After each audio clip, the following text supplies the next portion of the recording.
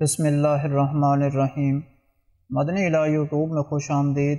السلام علیکم ناظرین، آج ایک اور عمل کے ساتھ آپ کی خدمت میں حاضر ہوں۔ آج کا وظیفہ بے اولاد حضرات کے لیے ایک بہت ہی طاقتور وظیفہ ہے۔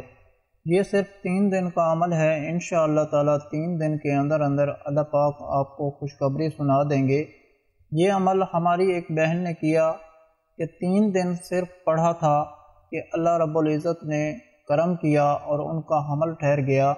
یہ وظیفہ ایک قرآنی آیات پر مشتمل ہے۔ اللہ تبارک و تعالیٰ نے خود اس آیات کی قسم کھائی اور فرمایا کہ جس گھر میں 3 دن تک یہ عمل کیا جائے گا اس گھر سے ہر طرح کی پریشانی، ہر طرح کی مشکل کو ختم کر دوں گا۔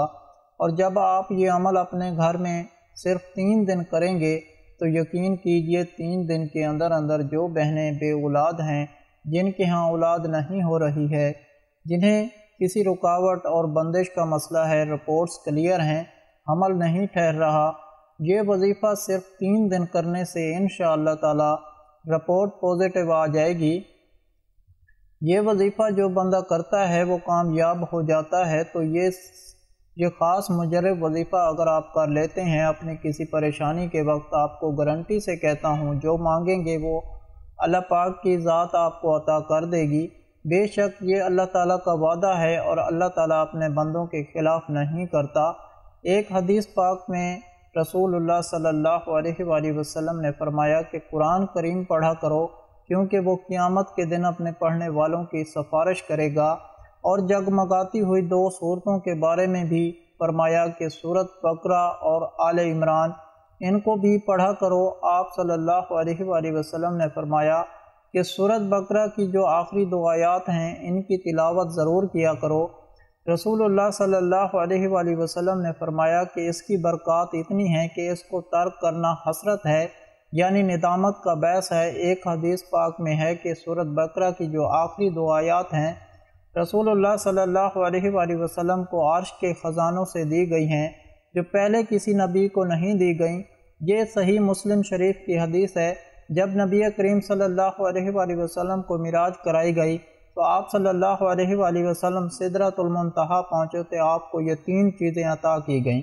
پہلی 5 وقت کی نمازیں، دوسرا سورۃ بقرہ کی آخری 2 آیات، اور تیسرا توحید والوں کے تمام گناہوں کی بخشش۔ تو ناظرین، آج کا وظیفہ سورۃ بقرہ کی آخری 2 آیات کا عمل ہے۔ جو بندہ ان 2 آیات کو پڑھتا ہے رات کو سونے سے پہلے تو یہ 2 آیاتیں اس بندے کے لیے کافی ہو جاتی ہیں، اور جو بندہ ان 2 آیاتوں کو پڑھ کر اللہ پاک سے مانگتا ہے وہ مل جاتا ہے۔ تو عمل بتانے سے پہلے میری دعا ہے اللہ پاک سے کہ تمام مسلمان بے اولادوں کو اولاد عطا فرمائے۔ اللہ پاک جن کو بیٹیاں دی ہیں ان کو نیک صالح بیٹے بھی عطا فرمائے، اور جن کو بیٹے دیے ہیں ان کو نیک صالح بیٹیاں بھی عطا فرمائے۔ اللہ پاک اپنے پیارے حبیب حضرت محمد صلی اللہ علیہ وآلہ وسلم کے صدقے سے تمام مسلمان بے اولادوں کو نیک اولاد عطا فرمائے۔ اللہ پاک سب کی خالی جھولی اولاد کی نعمت سے بھر دے، آمین۔ آپ سب بھی کمنٹ میں ایک مرتبہ آمین ضرور لکھ دیں، کیا پتہ کہ کس کی آمین کس کے لیے قبول ہو جائے اور اللہ پاک آپ کی دعا کو قبول کر لیں۔ تو ناظرین، اس عمل کو آپ نے کرنا اس طرح سے ہے کہ یہ وظیفہ آپ نے 3 دن تک مسلسل کرنا ہے اور رات کو عشاء کی نماز کے بعد کرنا ہے۔